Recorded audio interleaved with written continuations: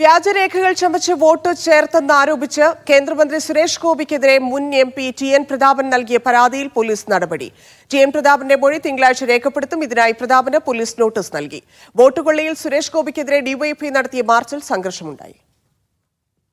തൃശൂരിൽ സ്ഥിരതാമസക്കാരനല്ലാതിരുന്നിട്ടും സുരേഷ് ഗോപി മുക്കാട്ടുകരയിൽ 115 നമ്പർ ബൂത്തിൽ നിയമവിരുദ്ധമായി അദ്ദേഹത്തിന്റെ ഉൾപ്പെടെ 11 വോട്ടുകൾ ചേർത്തു എന്നാണ് TN പ്രതാപന്റെ പരാതി.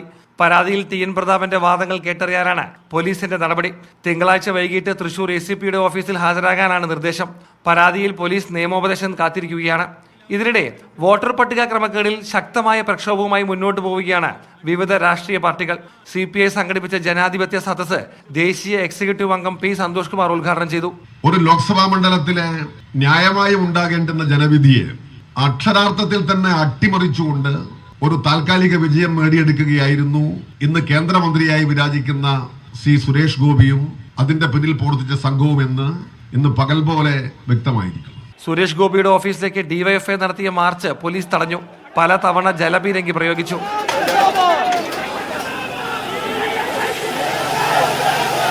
മറുഭാഗത്ത് BJP പ്രവർത്തകരും സംഘടിച്ചിരുന്നെങ്കിലും സംഘർഷമുണ്ടായില്ല.